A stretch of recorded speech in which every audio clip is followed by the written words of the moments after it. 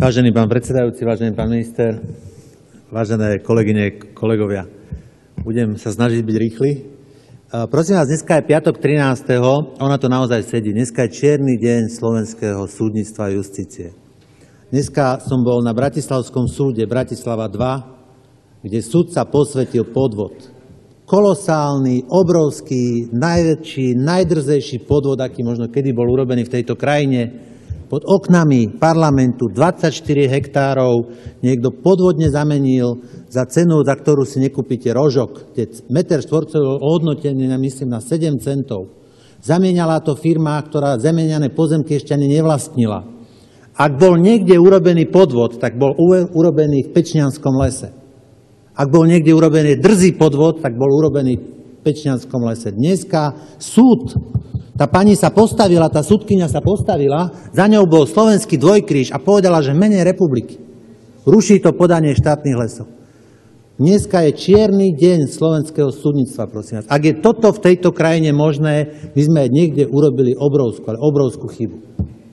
Toto je nepredstaviteľné. Je nepredstaviteľné, čo som bol ja dneska svedkom na súde. Bolo tam 12 poslancov. 12 poslancov podľa mňa majú asi rovnaký dojem z toho, že to bolo nepredstaviteľné, čo sa tam dialo. Proste to bola niečo, ťažko ma už napadajú slova, ešte sme neprehrali.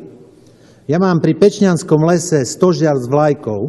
Som povedal, že keď ho Slovensko prehrá zápas, dáme na pol žrde, alebo opačne utočíme. Ešte sme neprehrali. Ešte bude krajský súd. A ja chcem apelovať na všetkých právnikov, na všetkých, čo môžu pomôcť. Pomôžte, lebo to už nie je len právny problém, to je sociologický problém, prosím vás. To je sociologický problém pre spoločnosť, že ak chceme z tejto krajiny niečo urobiť, ak chceme z tejto krajiny vychovať nejakú mladú generáciu, tak im nemôžete vraziť medzi oči pesťou. Nemôžete im vraziť medzi oči pesťou a povedať im, pozri, pod okna parlamentu 24 hektárov ušupeme len tak a súd to posvetí. Apelujem naozaj na všetkých, kto môžete, pomôžte. Toto zanechá, tento rozsudok, to, že sa budeme pozerať na tých 24 hektárov takýmto spôsobom, tých 24 hektárov, prosím vás, to sú pľúca Bratislavy, to sú zelené pľúca Bratislavy. Dneska dostali rakovinu. Ak ten stav zostane, tak tá rakovina ich zničí. Miesto zelených plúc v Bratislave budete mať nejaké developerské projekty. Dneska síce dostala rakovinu, plúca dostali rakovinu, ale ešte vhodnou liečbou ich môžeme zachrániť.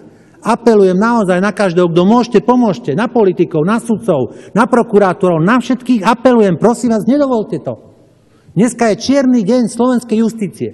Je 13. piatok a dneska sudkyňa vyriekla ortiel, ktorý by nikto nepovedal, ja som to nepovedal, že to niekto dovolí povedať, že posvetí takýto podvod.